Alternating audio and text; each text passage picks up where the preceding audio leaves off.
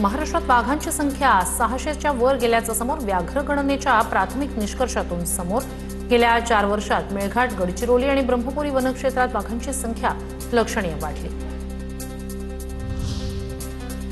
इराणनं जॉर्डनमध्ये केलेल्या क्षेपणास्त्र हल्ल्यात अमेरिकेचे 2 सैनिक ठार तर 1 सैनिक बेपत्ता।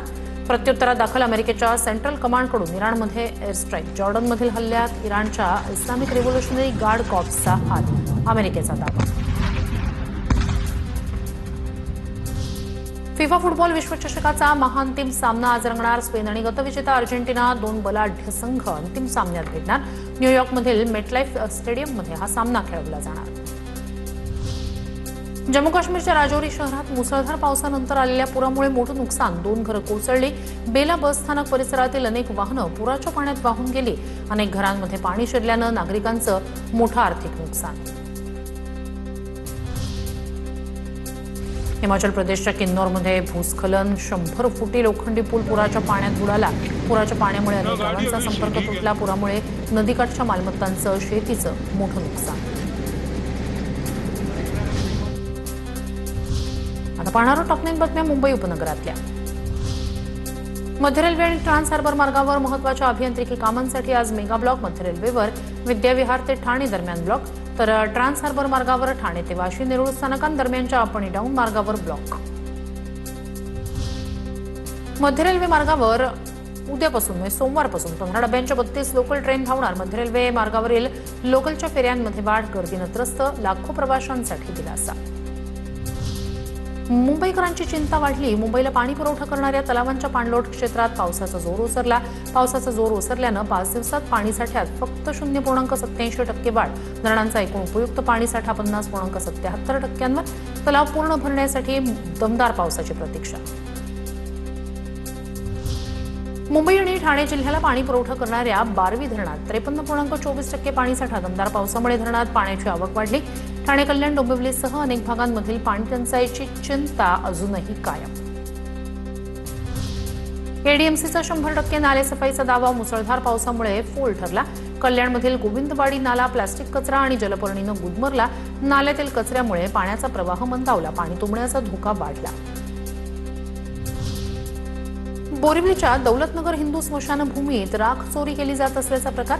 संतप्त नागरिकांनी आरोपीला पकडलं। राख चोरून त्यातून सोनं काढत असल्याचा नागरिकांचा आरोप। कल्याणच्या मलंगगड परिसरातील धबधब्यावर पाण्याचा अंदाज न आल्यानं तरुण बुडाला। ग्रामस्थांनी वेळीच धाव घेत तरुणाला पाण्याबाहेर काढलं। त्याच्यावर रुग्णालयात उपचार सुरू। नालासोपाऱ्यातील पेल्हार परिसरात एका कंपनीचं केमिकलयुक्त पाणी नाल्यात सोडलं जात असल्याचा स्थानिकांचा आरोप। त्यामुळे नाल्यात फेस साचला। परिसरातील नागरिकांच्या आरोग्याचा प्रश्न निर्माण। मुंबईतील कुरार पोलिसांकडून तलवार घेऊन हल्ला करण्याच्या तयारीत असलेल्या तरुणाला अटक। पोलिसांकडून वेळीच कारवाई करत तलवार जप्त। राधे राणे या तरुणावर गुन्हा दाखल। आता बातम्या पाहणार आहोत पुणे जिल्ह्यातल्या। पुणे महापालिकेच्या सदनिका, इमारती आणि जागांची मालमत्ता कराची तब्बल 35 कोटीची थकबाकी। पुणेकरांकडून पालिका मालमत्ता कर आणि पाणीपट्टी वसुलीसाठी जप्तीची कारवाई। पण आता पुणे महापालिका कारवाई करणार का, प्रश्न उपस्थित। पुण्यात महावितरणची धडक कारवाई। 1281 वीज चोरांना 81 लाखांचा दंड। महावितरणनं केवळ 15 दिवसातच केली कारवाई। पुणे आरटीओकडून एचएसआरपी नंबर प्लेट नसलेल्या 2684 वाहनांवर कारवाई। प्रत्येकी 1000चा आकारला दंड। अशा वाहनांची आरटीओमधील काही कामही तात्पुरती बंद। 1 एप्रिल 2019 पूर्वी नोंदणी झालेल्या वाहनांना एचएसआरपी बसवणं बंधनकारक। दरड कोसळल्यामुळे लोणावळा घाटातील रेल्वेची 3री मार्गिका अद्याप बंदच। 3ऱ्या मार्गिकेच्या दुरुस्तीचं काम अद्यापही सुरूच। 24 जुलैपर्यंत अनेक लांब पल्ल्याच्या रेल्वे गाड्या रद्द। पुणे महापालिकेत नोकरी लावण्याचा आमिष दाखवून बनावट नियुक्तीपत्र देत 45 लाखांची फसवणूक। या प्रकरणी महापालिकेतील शिपायाविरोधात गुन्हा दाखल। बनावट लेटरहेड आणि शिक्क्यांचा वापर केल्याचं उघड। पुणे जिल्ह्यातील घाट परिसरात मुसळधार पावसाचा अंदाज। बहुतांश ठिकाणी गेल्या 24 तासात 100 मिलीमीटरपेक्षा जास्त पावसाची नोंद। कमी दाबाच्या क्षेत्रामुळे राज्यात पाऊस वाढण्याची शक्यता। पुण्याच्या भोर तालुक्यातील अभेरी गावात स्मशानभूमी अभावी नागरिकांची गैरसोय। स्मशानभूमी नसल्यानं नागरिकांना अडचणींचा करावा लागतोय सामना. भर पावसात उघड्यावरच मृत व्यक्तीवर अंत्यसंस्कार करण्याची वेळ.